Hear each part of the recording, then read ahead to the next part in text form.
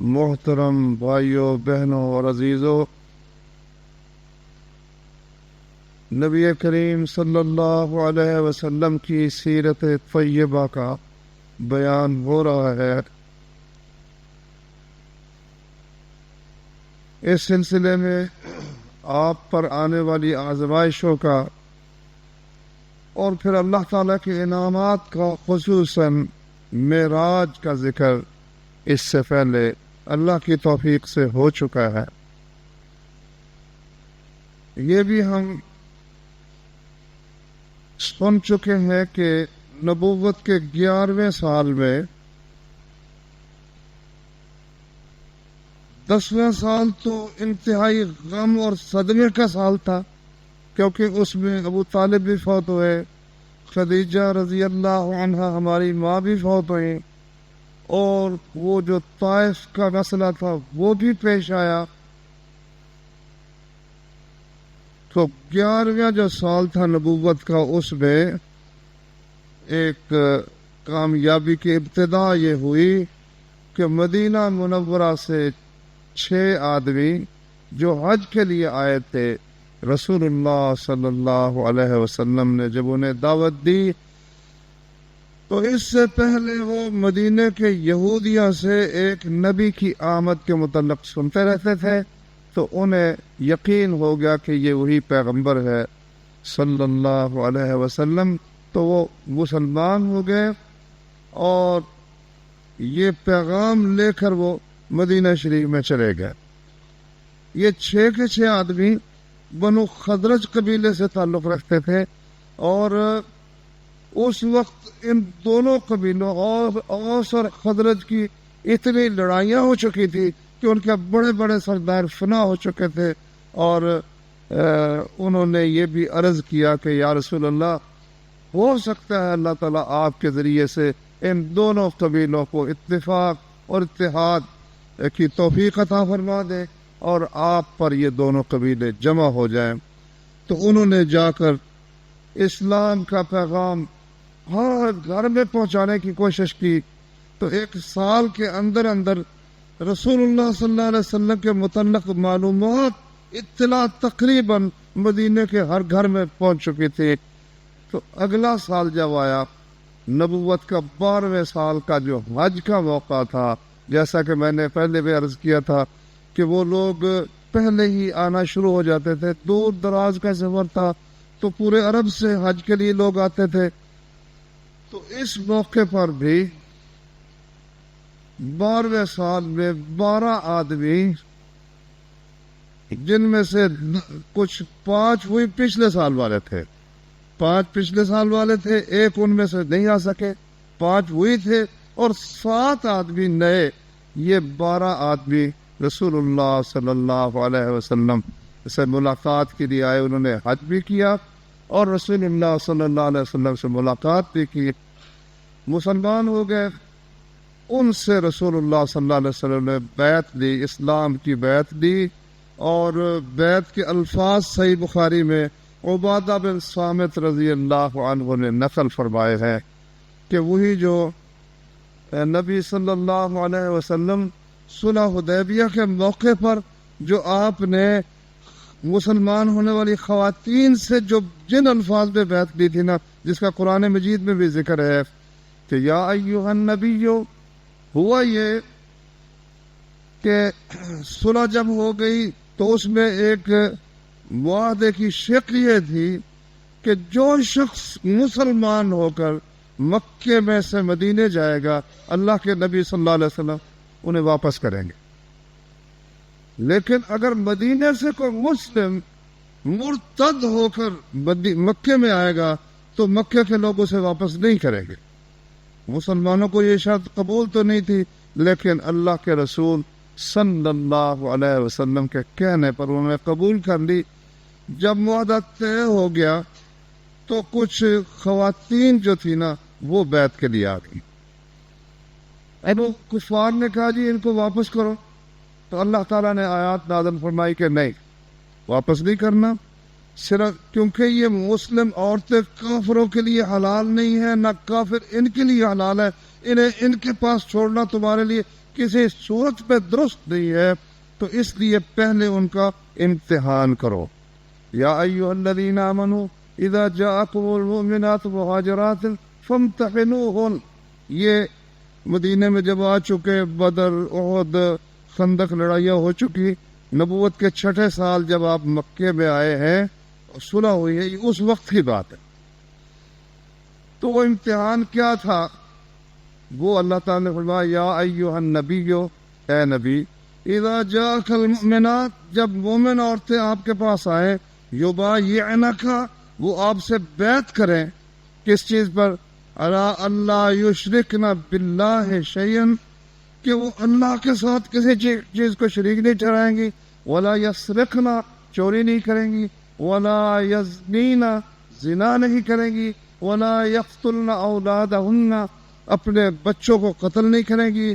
ولا یأتین ببہتان یفترینہ بین ایدیہن وارجلہن، کوئی بہتان اپنے سامنے، بالکل سامنے دیکھتے ہوئے کسی پر نہیں لگائے گی. ولا یعصینک فی معروف، کسی نیکی کے کام میں آپ کی نافرمانی نہیں کریں گی. اگر وہ یہ عہد کرے فبایعہن، اے نبی ان سے بیعت کر لو. واستغفر لہن، ان کے لیے اللہ سے استغفار بھی کرو کہ اللہ تمہاری غلطیاں لغزشیں معاف فرمائے. یہ آیات تو بہت بعد میں اتری ہے، کیونکہ یہ واقعہ یعنی یہ 12 نبوت کے بعد تقریباً 7 سال کے بعد کا واقعہ جب یہ آیات اتری ہے.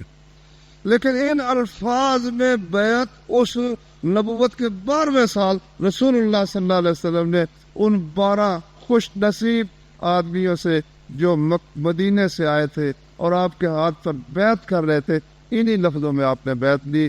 عبادہ بن صامت کہتے ہیں ہم نے بیعت کی اللہ کے رسول صلی اللہ علیہ وسلم سے کہ ہم اللہ کے ساتھ کسی کو شریک نہیں کریں گے، اور ہم چوری نہیں کریں گے، ہم زنا نہیں کریں گے، ہم اپنی اولاد کو قتل نہیں کریں گے، کسی پر بہتان نہیں باندھیں گے، کوئی نیکی کا جو حکم دیں گے ہم نافرمانی نہیں کریں گے. تو رسول اللہ صلی اللہ علیہ وسلم نے یہ بیعت لے کر فرمایا کہ جو تم میں سے یہ عہد پورا کرے اس کا اجر اللہ کے ذمہ ہے، اور اگر کوئی کمی ہو جائے، عہد کی کوئی گناہ ہو جائے، اس میں سے نافرمانی ہو جائے، پھر اگر اس کو اس کی سزا مل جائے، حد قائم ہو جائے، تو وہ اس کا گناہ معاف ہو گیا. اور اگر اللہ نے اس پر پردہ ڈال دیا، پھر وہ اللہ کی مرضی ہے، قیامت کے دن جس طرح چاہے وہ اس طرح کر لے، وہ اللہ تعالیٰ کے ہاتھ میں ہے. لیکن جس کو اس کی سزا، جس گناہ کی سزا مل گئی، اس کی اسے معافی ہو گئی. ان الفاظ میں رسول اللہ صلی اللہ علیہ وسلم نے ان حضرات سے بیعت لی. انہوں نے درخواست کی کہ جی ہمارے ساتھ کوئی استاد بھیج دیجیے جو ہمیں قرآن کریم کی تعلیم دے، اسلام کی تعلیم دے، کیونکہ یہ تو بنیادی چیز، ایک بندہ مسلمان ہو گیا، اسے خبر ہی نہیں کہ اسلام کی تعلیمات کیا ہے، قرآن کیا کہتا ہے. تو نبی صلی اللہ علیہ وسلم نے ان کے ساتھ اپنے ایک صحابی کو بھیجا جن کا نام ہے مصعب بن عمیر رضی اللہ عنہ. یہ قریش کے قبیلہ بنو عبد الدار کا شخص تھا، نہایت خوبصورت، بہت امیر، اور لباس بھی بہت پرتکلف رکھنے والا. یعنی اس کی خوبصورتی کا اندازہ آپ اس سے لگائیں کہ احد کے دن مشرک جو تھا نا، کافر، عبداللہ بن قبیہ اس کا نام تھا، جس نے رسول اللہ صلی اللہ علیہ وسلم پر بھی حملہ کیا، اس نے یہ سمجھ کر کہ محمد یہ ہے، مصعب بن عمیر کو شہید کر دیا اور جا کر شور ڈال دیا کہ میں محمد کو قتل کر کے آیا ہوں. یعنی ایسا خوبروح شخص تھا، ایسا خوبصورت آدمی تھا، اور ویسے بھی بڑا اللہ تعالیٰ نے دولت بھی دی تھی. مگر جب اسلام قبول کیا تو کیا حال ہو گیا، ماں نے وہ سب کچھ، وہ ماں نے کیا، چچے تھے، والد تھا نہیں، انہوں نے سب کچھ چھین لیا. ایک کمبل وہ ٹاٹ لپیٹ کر بیچارہ پھرتا تھا. اور ہجرت کر کے جب گیا، دیکھو نا، ہجرت کر کے جب وہ جاتے تھے تو ٹرک نہیں ہوتے تھے 7 دن پر لاد کے لے جاتے، اپنی جان بچا کر بمشکل نکلتے تھے، کوئی چیز ساتھ نہیں ہے، سب کمائی، سب جو کچھ ان کے پاس ہوتا تھا وہ چھوڑ کر آگے کیا ہوگا، وہاں جا کر کیا کھائیں گے، کہاں رہیں گے، کس طرح زندگی بسر ہوگی، کچھ خبر نہیں. سب کچھ اللہ کے سپرد کر کے اپنے وطن کو، اپنے خیش و اقارب کو چھوڑ کر اللہ کے سپرد ہو جاتے تھے. پھر عہد میں جب شہید ہوئے تو ان کی مالیت، عبد الرحمن بن عوف جو تھے نا، ایک دن کھانا کھانے لگے تو ان کو وہ منظر یاد آ گیا مصعب بن عمیر کا. کہتے ہیں کہ مصعب بن عمیر مجھ سے بہتر تھا، تو عہد کے اندر شہید ہوا تو اس کی ملکیت کل ایک چادر تھی. کفن دینے لگے، کفن کے لیے کپڑے نہیں ملے، وہ چادر چھوٹی تھی، وہ سر پر دیتے تو پاؤں کھول جاتے تھے، پاؤں پر ڈالتے تو سر کھول جاتا تھا. رسول اللہ صلی اللہ علیہ وسلم نے فرمایا بھائی سر پر چادر دے دو، پاؤں کے اوپر گھاس ڈال دو، اور اس طرح سے اللہ کے اس بندے کو دفن کر دو. اس پائے کا یہ شخص تھا جس نے اللہ کی خاطر سب کچھ قربان کر دیا، اپنا مال، اپنی راحت، اپنا آرام. نبی صلی اللہ علیہ وسلم نے ان کے ساتھ اس استاد کو بھیجا، مصعب بن عمیر رضی اللہ عنہ.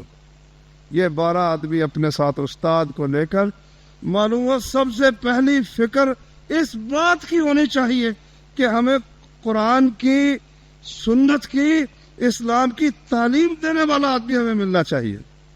اب لوگ مسجد تو بڑی بڑی تعمیر کر لیتے ہیں، بڑا کچھ وہ بنا لیتے ہیں، لیکن جو بنیاد ہے کسی قوم کو تعمیر کرنے کی، تعلیم کی، اس کی طرف بہت کم لوگ توجہ دیتے ہیں، سوائے ان کے جن پر اللہ کا خاص فضل ہو، اس کی طرف توجہ نہیں دیتے. تو رسول اللہ صلی اللہ علیہ وسلم نے ان کی درخواست پر مصعب بن عمیر رضی اللہ عنہ کو بھیج دیا. ان کو مدینہ منورہ میں مقری کہتے تھے. مقری کا معنی ہماری زبان میں استاد، جس طرح استاد جی ہم کہتے ہیں نا، مقری کا لفظی معنی ہے پڑھانے والا، قاری بنے پڑھنے والا، مقری کا معنی پڑھانے والا. استاد جی سارا مدینہ ان کو استاد جی کہتے تھے. اور انہوں نے جا کر ڈیرا لگایا، رہنے لگے. اسعد بن زرارہ رضی اللہ عنہ ایک صحابی تھے، ان کے گھر میں جا کر ٹھہر گئے، اور روزانہ نکلتے، کبھی کسی گھر میں جاتے، کبھی کسی گھر میں جاتے، اسلام کی دعوت دیتے. آہستہ آہستہ یہ چرچا ہونے لگ گیا، اور اللہ نے ان کی زبان میں ایسی تاثیر رکھی تھی کہ دنوں کے اندر نہ سالوں کے فاصلے طے ہونے شروع ہو گئے. سیرت کی کتابوں میں واقعہ لکھا ہے کہ ایک دن اسد بن زرارہ رضی اللہ عنہ اور مصعب بن عمیر استاد صاحب جو تھے، دونوں نکلے کہ آج ایک قبیلہ جو ہے نا، بنو عبداللہ شر اور بنو ظفر، یہ اس قبیلے میں چلتے ہیں، دعوت دیتے ہیں، کسی کو اللہ توفیق دے دے، سمجھ دے دے، الحمدللہ جا کر دعوت دیتے ہیں، بات کرتے ہیں. وہاں تو بنو ظفر قبیلے میں ایک کنواں تھا، کاش یعنی زرعی علاقہ تھا مدینہ شریف کا. مکہ مکرمہ تو آپ جانتے ہیں وہ پتھریلا علاقہ، تجارتی شہر تھا. مدینہ منورہ وہ ایک زرعی علاقہ تھا، تو کنواں تھا. وہاں جا کر یہ دونوں بزرگ، اسد بن زرارہ بالکل نوجوان تھے، بالکل نوجوان، اور مصعب بن عمیر، یہ دونوں وہاں بیٹھ گئے. ارد گرد مسلمانوں نے سنا، جو نئے مسلمان ہوئے تھے وہ بھی اکٹھے ہو گئے. اچھا، تو یہ بنو عبداللہ شل کا اور بنو ظفر کا ایک ہی علاقہ تھا. بنو عبداللہ شل کے 2 سردار تھے. ایک تھے سعد بن معاذ رضی اللہ عنہ، بڑے مشہور، آپ نے بھی سنے ہوں گے. بنو خزرج کے سردار تھے سعد بن عبادہ، اور بنو اوس کے سردار تھے سعد بن معاذ رضی اللہ عنہ. اللہ اکبر. اور ایک تھے اسید بن حضیر، یہ دونوں بنو اوس کے سردار تھے. بنو عبداللہ شل بھی ان کا قبیلہ تھا، یعنی بڑے قبیلے میں سے چھوٹا قبیلہ جس کے وہ فرد تھے. تو انہوں نے وہ کہنے لگے، سعد بن معاذ دوسرے اپنے بھائی سے، اسید بن حضیر سے، کہ یہ آ جاتے ہیں، ہمارے بیوقوفوں کو گمراہ کرتے رہتے ہیں، ان کو پٹیاں پڑھاتے رہتے ہیں. یہ جو ہے نا، اسد بن زرارہ میری خالہ کا بیٹا نہ ہوتا، میں خود اس سے سمجھ لیتا، مجھے ذرا کچھ حجاب سا آتا ہے، تو تم جاؤ جا کر ان کو کہو یا خبردار ادھر آنے کی کوئی ضرورت نہیں، یہاں آ کر بیوقوف بناتے رہتے ہو، تم لوگوں کو پٹیاں پڑھاتے رہتے ہو، تو ادھر سے بس چلے جاؤ اور آئندہ ادھر نہ آنا۔ اسید بن حضیر نے اپنا اسلحہ سنبھالا، حربہ اپنا برچھا لیا، نیزہ لیا اور چل پڑے۔ وہاں آ کر کھڑے ہو گئے، گالیاں نکالنی شروع کر دی کہ تم نے بیوقوف بنائے ہوئے لوگوں کو، بیوقوف ہمارے جو ہے ان کو گمراہ کرتے رہتے ہو، اگر جان کی ضرورت ہے نا تو اپنی جان بچا کے یہاں سے نکل جاؤ۔ اچھا، اس کے آنے سے پہلے اسد بن زرارہ رضی اللہ عنہ نے مصعب بن عمیر سے کہا بھئی یہ جو بندہ آ رہا ہے نا یہ ہے قبیلے کا سردار، اللہ سے کرو درخواست، اللہ پر توکل کرو اور اس کو سمجھانے کی کوشش کرو، اگر یہ سمجھ گیا تو معاملہ میرا بہت آسان ہو جائے۔ اس نے کہا میں اپنی کوشش کروں گا انشاءاللہ، آگے اللہ کے ہاتھ میں اپنی پوری کوشش کروں گا۔ جب وہ گالیاں دے چکے، برا برا کہہ چکے، دھمکیاں ساری لگا چکے، انہوں نے کہا بھئی ٹھیک ہے، یا ایسا نہیں ہو سکتا بھئی ہماری بات تو سن لو نا، کم از کم سن لو، ہماری بات سن لو، اگر آپ کے پسند آ جائے تو ٹھیک ہے، آپ کو پسند نہ آئے تو ہم جس طرح آپ کہتے ہیں نا ہم اس طرح کر لیں، جس طرح آپ کہیں گے، کہو گے آئیں گے، کہو گے نہیں آنا تو نہیں آئیں گے، بھائی جس طرح آپ کہتے ہیں ہم کر لیں گے، لیکن ہماری بات کی سن لو۔ انہوں نے کہا چلو ٹھیک ہے۔ اس نے نیزہ رکھا، زمین میں گاڑ دیا، بیٹھ گیا۔ مصعب بن عمیر رضی اللہ عنہ نے قرآن مجید کی تلاوت شروع کر دی۔ اب ان کی تو زبان تھی، وہ قرآن کو سمجھتے تھے۔ کہتے ہیں اس کے پڑھتے پڑھتے ہی نا اسید بن حضیر کے چہرے کا رنگ بدلتا ہوا، کہتے ہیں ہم نے دیکھا کہ اس میں کوئی ایک چمک سی پیدا ہوئی، وہ پہلے والی خفگی اور درستگی اور ناراضگی اور غصہ وہ آہستہ آہستہ کافور ہونا شروع ہو گیا۔ جب اسلام کی دعوت دی، قرآن کریم کی تلاوت کی، کہتا ہے یار بات تو تمہاری بہت اچھی ہے، تو طریقہ کیا ہے تمہارے ساتھ شامل ہونے کا؟ کہتا طریقہ کیا ہے؟ غسل کرو، کلمہ پڑھو اور 2 رکعتیں پڑھو، بس اسلام میں تم داخل ہو گئے۔ اس نے غسل کیا، کلمہ پڑھا، 2 رکعتیں پڑھی۔ کہتا ایک بندہ پیچھے رہ گیا ہے، اگر وہ سیدھا ہو گیا تو معاملہ بہت سیدھا ہو جائے گا، میں اسے بھیجنے کی کوشش کرتا ہوں۔ اسید بن حضیر رضی اللہ عنہ، اب تو رضی اللہ عنہ ہو گئے، مسلمان ہو گئے، واپس گئے۔ سعد بن معاذ نے دور سے دیکھا، کہتا ہے جس چہرے کے ساتھ گیا تھا نا، جس غصے اور چہرے کے ساتھ، اب وہ چہرہ نظر نہیں آتا ہے، تبدیلی محسوس ہو رہی۔ خیر، ہاں بھائی سنا؟ کہتا ہے جی میں گیا تھا وہاں، میں نے انہیں کہہ دیا جو کچھ آپ نے کہا ان کو کہہ دیا میں نے، تو ویسے وہ برے آدمی نہیں معلوم ہوتے، تو انہوں نے کہا بھئی ہم آپ کو پریشان نہیں کریں گے، جس طرح آپ کہیں گے ہم اسی طرح کر لیں گے، لیکن وہاں تو ایک اور معاملہ پیش آ گیا ہے۔ کہتا کیا؟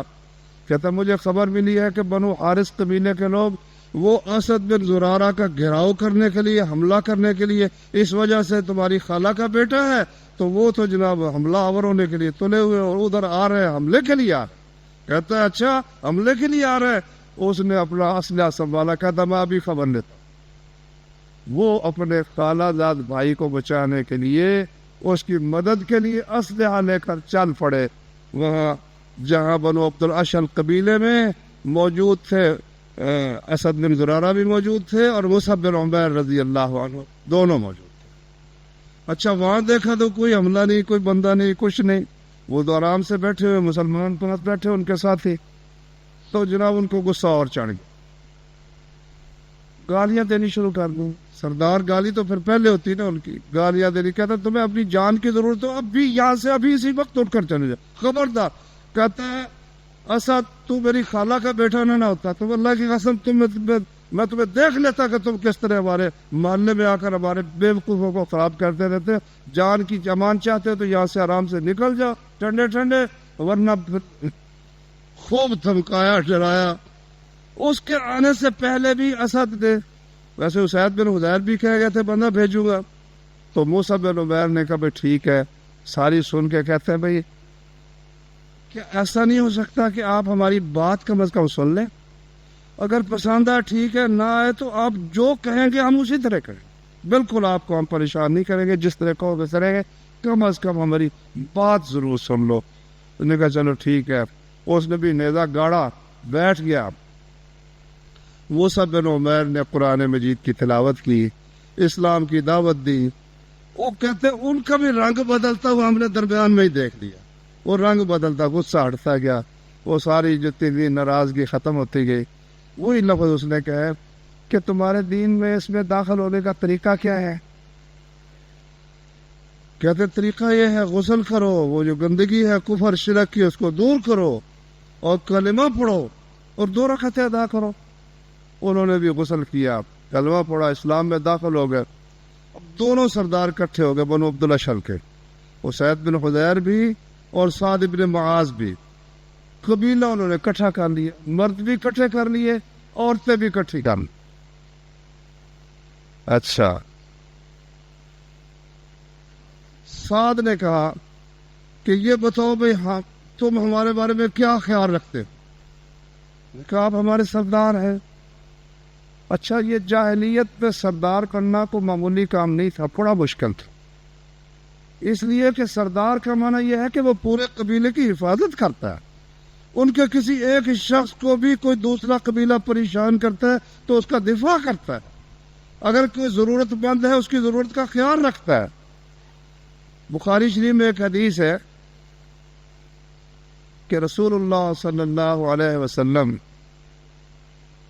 سے لوگوں نے پوچھا, یا رسول اللہ من اکرم الناس, لوگوں میں سب سے معزز شخص کون ہے؟ من اکرم الناس, سب سے معزز کون ہے؟ کہا ان اکرمکم عند اللہ اتقاکم, سب سے معزز وہ ہے جو سب سے زیادہ متقی, اللہ کا خوف رکھنے والا, گناہوں سے بچنے والا, یہ سب سے متقی ہے. کہا نہیں جی یہ نہیں ہمارا مطلب. کہا اچھا پھر یوسف بن یعقوب بن اسحاق بن ابراہیم سب سے معزز ہے, سب سے معزز. دیکھو تمام انبیاء میں سب کا سردار اس کا نام نامی ہے محمد صلی اللہ علیہ وسلم. لیکن کسی ایک نبی کو کوئی ایک چیز اللہ تعالیٰ الگ عطا فرما دے, وہ اس کی خصوصیت ہوتی ہے. مجموعی طور پر سب سے افضل حضرت محمد صلی اللہ علیہ وسلم. لیکن یہ دیکھو آپ کو یہ چیز تو نہیں نہ ملی کہ آپ کا والد بھی آپ بھی نبی ہو, آپ کے والد صاحب بھی نبی ہو, دادا بھی نبی ہو, پردادا, یہ چیز تو نہیں نہ ملی. تو آپ نے فرمایا اس لحاظ سے 4 آدمی یکے بعد دیگرے نبی ہو. یہ شرف کسے حاصل ہوا ہے؟ یوسف علیہ السلام کو. یوسف نبی ان کے والد, یعقوب نبی ان کے والد, اسحاق نبی ان کے والد, ابراہیم علیہ السلام ہے. کہتے نہیں جی نہیں یہ نہیں مطلب ہے ہمارا. کہا پھر عرب کے قبیلوں کے متعلق پوچھتے ہو؟ کہا ہاں ہم پوچھتے ہیں عرب کے قبیلوں میں سے. فرمایا پھر جو جاہلیت میں سب سے بہتر تھے نا, اسلام میں بھی وہی بہتر ہے جب ان کو دین کی سمجھ آ جائے. تو جو اس وقت بہتر تھے اب بھی وہی بہتر. تو وہ سردار تھے, اللہ تعالیٰ نے ان کی صفات رکھی تھی. جب مسلمان ہوئے تو اس وقت بھی ان کی رہنمائی اور سرداری یہی لوگ ہی کرتے رہے, سعد بن معاذ, اسید بن حضیر, آخر وقت تک. تو سعد بن معاذ ہی تھے نا جنہوں نے یہ کہا تھا یا رسول اللہ بدر میں کہ ہم پیچھے نہیں ہٹیں گے, موسیٰ علیہ السلام کی قوم کی طرح ہم نہیں کریں گے, بلکہ آپ ہمیں اگر کہیں گے سمندر میں گھوڑے ڈال دیں تو ہم سمندر میں گھوڑے ڈال دیں. یہ تھے وہ سردار. کہتے ہم کیسے ہیں؟ کہتے جی آپ ہمارے سردار ہیں. کہتے تمہارے مردوں اور عورتوں سے میرا کلام کرنا حرام ہے اگر تم مسلمان نہ ہو جاؤ. شام تک پورا قبیلہ مسلمان ہو, مرد بھی مسلمان ہو گئے, عورتیں بھی مسلمان ہو گئی. ایک بندہ صرف رہ گیا, اس کا نام تھا اسیر سعد کے ساتھ. وہ نہیں مسلمان ہوا, بس اللہ کی مرضی تھی. جنگ احد میں وہ مسلمان ہوا. ایک نماز بھی نہیں پڑھنے کو اس کو موقع ملا اور شہادت اس کو نصیب ہو. رسول اللہ صلی اللہ علیہ وسلم نے فرمایا عمل اس نے کم کیا مگر اجر اللہ تعالیٰ نے زیادہ عطا فرما دیا کہ تھوڑے سے صرف شہادت کا کلمہ پڑھا اور جہاد فی سبیل اللہ میں شریک ہو گیا. نہ نماز کی فرصت ملی, نہ کسی اور نیکی کا موقع ملا. شہادت فی سبیل اللہ نے سارے دھونے ہی ان کے دھو دی. اس طرح سے مدینے کے ہر گھر کے اندر کچھ نہ کچھ لوگ مسلمان ہو گئے. اب انہوں نے آپس میں مشورہ کیا کہ ہم تو یہاں آرام سے رہ رہے ہیں, مسلمان ہو گئے, جس نبی کا کلمہ پڑا ہے وہ مکے میں در بدر پھرتے ہیں، چھپتے پھرتے ہیں، پہاڑوں میں پھرتے ہیں، جان بچاتے پھرتے ہیں، تو ان کو لے آنا چاہیے نا یہاں پر۔ یہ اب 13واں سال ہے نبی صلی اللہ علیہ وسلم کی نبوت کا۔ حج کے موقع پر 70 سے کچھ آدمی، 73 آدمی تقریباً یہ حج کے لیے آئے۔ 2 ساتھ عورتیں تھیں، اور بھی بہت سے لوگ تھے مدینے سے، اور مشرکین بھی کافی سارے آئے، لیکن یہ لوگ مسلمان ہو چکے تھے۔ 73 مسلمان تھے، 2 عورتیں، یہ مرد تھے، 2 عورتیں تھیں۔ تو خفیہ طور پر آپ سے بات چیت کا سلسلہ چلایا کہ کیونکہ مکہ کے لوگ سخت دشمن تھے، حملہ آور ہو کر کوئی نہ کوئی نقصان پہنچا سکتے تھے۔ ملاقات ہوگی، رات کے اندھیرے میں ہوگی۔ یہ جو آپ نے جمرے دیکھے نا، پہلا جمرہ اور دوسرا اور تیسرا، جو بیت اللہ سے سب سے دور کا نا پرلی طرف، وہ جگہ مقرر ہوئی۔ جمرہ اولا مقرر ہوا، رات کے تیسرا پہر جب گزر جائے گا اس وقت ہم ایک ایک کر کے اکٹھے ہو کر نہیں آئیں گے، اکیلے اکیلے آئیں گے، تاکہ مکے کے کسی شخص کو خبر نہ ہو سکے۔ تو وہ کہتا ہے، صحابی انصاری کہتا ہے کہ ہم سو گئے۔ سونا کیا ہوتا ہے، ایسے موقع پر نیند تو نہیں آتی۔ تو جب تیسرا حصہ گزرا تو کہتے ہیں جس طرح پرندہ چپکے سے کہیں سے نکلتا نا، قطع پرندہ، وہ بالکل خاموش ہوتا، بولتا نہیں ہے، کہتے ہم قطع پرندے کی طرح ایک ایک 2 کر کے نکلے اور وہاں جا کر جمع ہو گئے۔ کچھ دیر کے بعد نبی کریم صلی اللہ علیہ وسلم، جن کی ملاقات کے لیے، جن کے کہنے پر دین قبول کیا تھا، وہ بھی تشریف لے آئے۔ آپ کے ساتھ آپ کے چچا عباس ابن عبد المطلب بھی تھے۔ اس وقت تک وہ مسلمان نہیں ہوئے تھے، لیکن اپنے بھتیجے کے خیرخواہ تھے، اور آپس میں جو معاہدہ ہونے والا تھا نا، اس معاہدے میں وہ شریک ہونا چاہتے تھے۔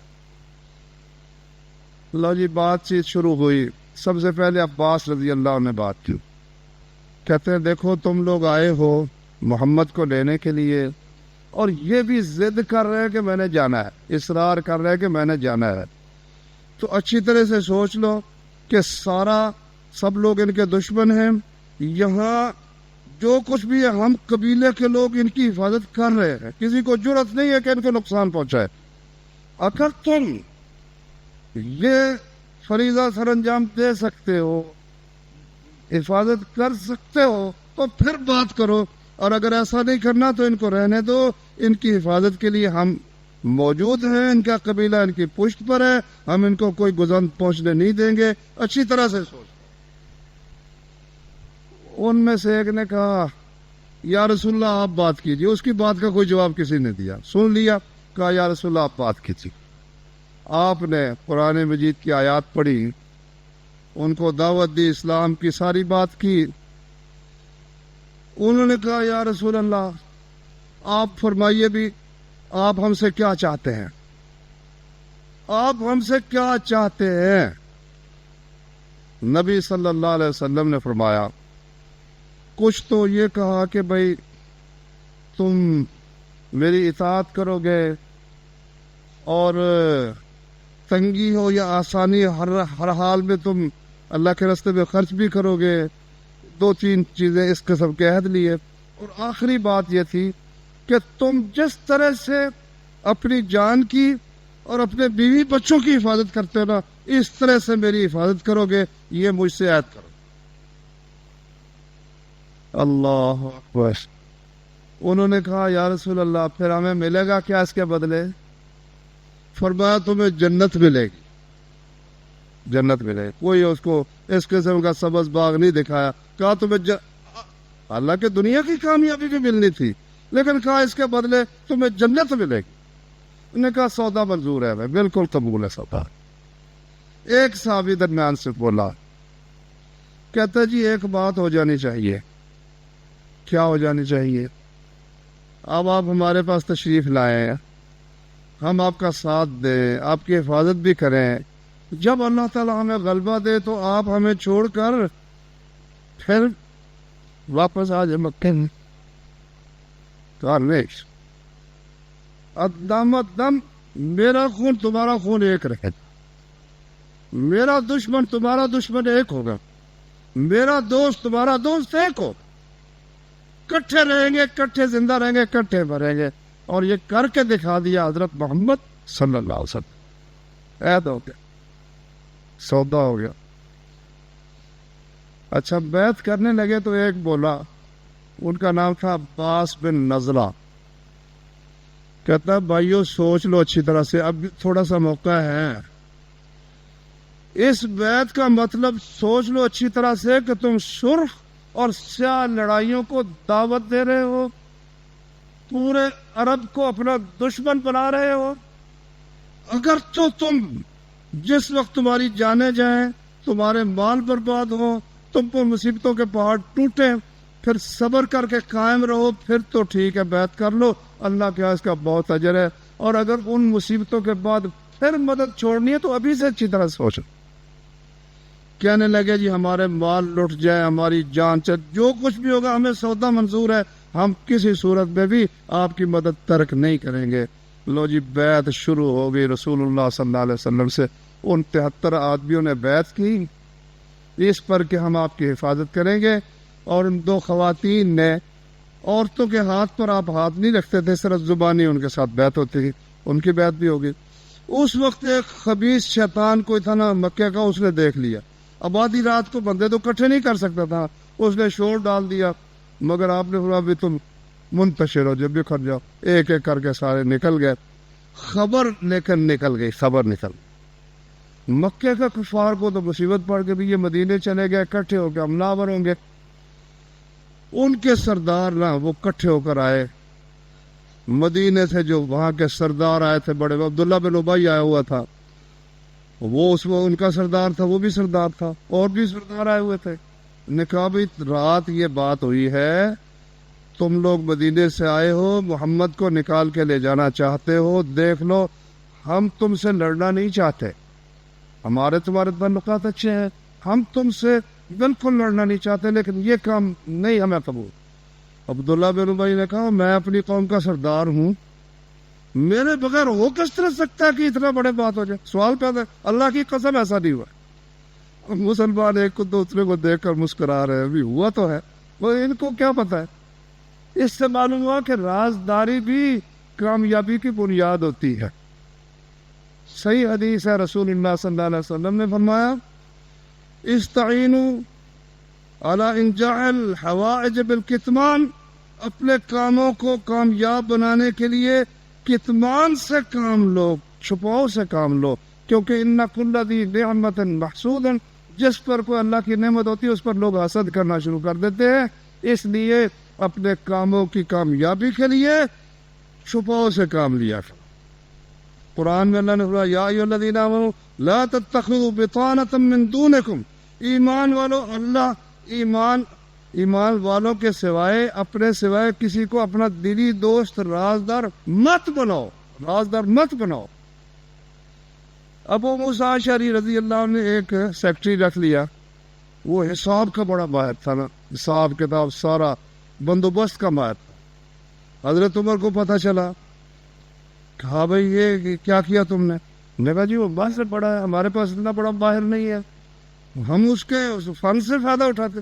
اور فرمایا جس کو اللہ نے ذلیل کیا میں اسے عزت نہیں دے سکتا، میں اپنے رازوں سے ان کافروں کو واقف ہونے کی اجازت نہیں دیتا.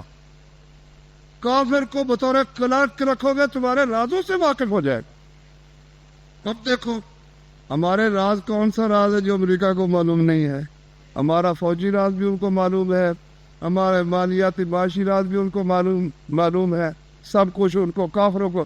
یہ جو بنا ہے نا آپ کا، یہ ڈیٹا بنا ہے اور یہ شناختی کارڈ بنے ہیں اور یہ سارا سسٹم، ایک لمحے میں وہ اس آدمی تک پورے کے پورے پہنچ جاتے ہیں، پھر ڈرون حملے کے ذریعے سے اس پر حملہ آور ہونے کی کوشش کرتے ہیں. بات کیا ہے کہ ہم نے وہ رازداری جو اللہ کا حکم تھا، اس کے رسول صلی اللہ علیہ وسلم کا حکم تھا، جو کامیابی کی ضمانت ہے، وہ ہمیں اس کی اہمیت ہی نہیں سمجھ. اب یہ سب کچھ طے ہو چکا ہے، رات بیعت ہو چکی ہے، عہد ہو چکا ہے کہ نبی صلی اللہ علیہ وسلم اولین فرصت پاتے ہی مکہ مکرمہ چھوڑ کر ان کے پاس مدینے میں چلے جائیں گے. لیکن اب جو مدینے کے لوگ ہیں، مشرک ہیں، ان کو خبر نہیں ہے، ان کو خبر نہیں. اور یہ دن جو مقرر ہوا تھا نا، دن بھی مقرر ہوا تھا کہ 10 ذو الحجہ کو عید ہوتی، قربانی ہوتی ہے. 11 12 13 11 12 13 ان دونوں کی، تینوں کی جو درمیانی رات ہے نا، 12ویں رات، کیونکہ اس وقت لوگ تقریباً واپسی کے چکر میں ہوتے ہیں، زیادہ توجہ نہیں ہوتی. یہ 12ویں رات جو تھی نا، ایام تشریق کے درمیانی رات، اس رات پہ یہ سارا معاملہ ہوا. عہد معاہدے ہوئے رسول اللہ صلی اللہ علیہ وسلم کے ساتھ. اس کو وہ پہلے جو 12 آدمی تھے ان کو بیعت عقبہ اولا کہتے ہیں، پہلی عقبہ کی بیعت. اس 70 آدمیوں کی بیعت کو بیعت عقبہ ثانیہ کہتے ہیں، دوسری بیعت. یہ نبوت کے 13ویں سال کا واقعہ ہے، جس کے بعد پھر مسلمان جوق در جوق، اور رسول اللہ صلی اللہ علیہ وسلم بھی آخر میں ہجرت کر کے تشریف لے گئے. اچھا، تو قسمیں کھا رہے ہیں مدینے کے سردار صاحبان، قسمیں کھا رہے ہیں مکے کے سردار. اللہ کی قسم سوال پیدا نہیں، کوئی ایسا ہوا ہی نہیں. مسلمان جو آپس میں دیکھ دیکھ کے ہنستے ہیں، مگر خاموش ہو گئے، کوئی بات انہوں نے نہیں کی. مگر بات جب نکل گئی، مسلمان انہوں نے جلد از نکلنے کی کوشش کی. اچھا، بعد میں ان کو پک ہو گیا. شک ان کو تھا، لیکن ایک دفعہ ان کا شک ان کی قسموں سے دور ہو گیا. پھر پتہ چلا بھائی وہ فلاں بندے تو نکل گیا، کہا پیچھا کرو. پیچھا کیا مگر نکل گیا. 2 بندے قابو آئے ان کے. ایک کا نام تھا سعد بن عبادہ رضی اللہ عنہ. یہ جو سب سے بڑے بعد میں مسلمانوں میں انصار کے سردار تھے نا، ایک سعد بن معاذ جن کا ذکر میں نے پہلے کیا، اور ایک سعد بن عبادہ، ایک یہ بندہ تھا. ایک تھے حارث. یہ 2 قابو آ گئے کفار کے. اچھا، قابو آ گئے تو حارث تو کسی طرح نہ چھوڑ چھٹا کے بھاگ گیا. سعد کو وہ پکڑ کر لے آئے مکے میں. جناب علی اس کے پال کھینچنے شروع کر دیے، مارنا پیٹنا شروع کر دیا. کہتے ایک بندہ آیا، میں نے کہا اگر کسی میں وہ خیر ہوگی تو یہ نہایت خوبصورت، گورا چٹا، بڑا حلیم الطبع، بہت ہی مطلب خوبصورت، اور جس سے نظر آنے سے آتا تھا دیکھنے سے کہ اس میں بڑی خیر ہے. کہتے اس نے آتے ہی مجھے تھپڑ مارا. میں نے کہا ان میں خیر والی کوئی بات نہیں، اب مجھے پیٹ رہے. ایک بندے نے کہا تیرا کوئی واقف ہے، کوئی مدینے میں یا مکے سے کوئی بندہ جاتا ہو، تیرا کوئی واقف ہے؟ کہتے ہاں میں مطعم بن عدی ہے ایک، اور ایک اور کا نام لیا مجھے یاد نہیں. یہ جب مدینے جاتے ہیں میں ان کے مال کی حفاظت کرتا ہوں، ان کو بچاتا ہوں. اور نے کہا تو ان کی آواز دے نا، کہو بھائی مطعم بن عدی میں مارا گیا، میری مدد کرو. اس بندے نے ان کو یہ سبق پڑا، پھر چلا گیا مطعم بن عدی کے پاس. اور دوسرے کہتے ہیں یار کوئی بندہ ہے، کوئی سعد بن عبادہ ہے، اس کو مار پڑ رہی ہے، وہ تمہاری دعائی دے رہا ہے. وہ کہہ رہا ہے مطعم بن عدی مجھے بچا لو. مطعم بن عدی تم جانتے ہو اس کو؟ کہتے بالکل جانتا ہوں، ہم مدینے جاتے ہیں، وہ ہماری مدد کرتا ہے، وہ ہمیں رہنے کے لیے جگہ دیتا ہے، ہر طرح پناہ دیتا ہے. وہ آئے، انہوں نے آ کر ان کی جان چھڑائی بیچارے. اس طرح سے یعنی ابھی مسلمان ہوئے، ابھی عہد معاہدہ کیا، اور ابھی یہ سب کچھ ان کو پیش آ گیا. اور آسان نہیں تھا بھائیو، ہمیں مفت ملا ہے اسلام، ہمیں اس کی قدر و قیمت نہیں ہے. قدر و قیمت ان کو پوچھو جس طرح یہ جن لوگوں نے اس طرح سے قربانیاں دی، مشکلات میں پڑے. اللہ نے جو میں نے شروع میں آیت پڑھی اس میں کہا وہ لوگ جو ایمان لائے، ہجرت کی، جہاد کیا، اور وہ لوگ جنہوں نے ان کو پناہ دی اور ان کی نصرت کی، یہ ہیں ایک دوسرے کے حقیقی دوست. یہ ایک دوسرے کے حقیقی دوست. ایسی دوستی آسمان نے شاید کبھی کسی کی ایک دوسرے سے نہیں دیکھی جیسی کہ انصار نے رسول اللہ صلی اللہ علیہ وسلم اور مہاجرین کے ساتھ کی. تو پھر اس کے بعد رسول اللہ صلی اللہ علیہ وسلم نے مسلمانوں کو اجازت دے دی، بھائی اکا دکا جس طرح تم نکل سکتے. نکلنے بھی تو نہیں نہ دیتے تھے، نکلنے بھی نہیں دیتے تھے. جس طرح اب کشمیر ہے، ہند ہے، پاکستان تو ان کو پناہ دینے کے لیے تیار نہیں ہے. آج دروازے کھول دینا مدینے کی طرح مسلمانوں کو آنے کے، اللہ کے وجہ سے 1 سال بھی انڈیا نہیں نکال سکتا، 1 سال بھی نہیں نکال سکتا. لیکن اب کیا کیا جائے، مسلمان اپنے مسلمان بھائیوں کو قبول کرنے کے لیے تیار. مشرقی پاکستان میں جس کو اب بنگلہ دیش کہتے ہیں، وہ بہاری وہ پاکستانی ہونے کے جرم میں ابھی تک وہ بیٹھے ان کے اندر ہے، کیا کہتے ہیں، کیمپوں کے اندر بیٹھے. ہماری اسی وجہ سے یہ ذلت ہے. اور انہیں جو عزت ملی وہ قوت کی وجہ سے ملی، اس بھائی چارے، اس محبت کی وجہ سے ملی جو اسلام نے ان کے درمیان پیدا کر دیا تھا. اللہ تعالی ہمیں اپنے نبی اور صحابہ کرام کے نقش قدم پر چلنے کی توفیق عطا فرمائے.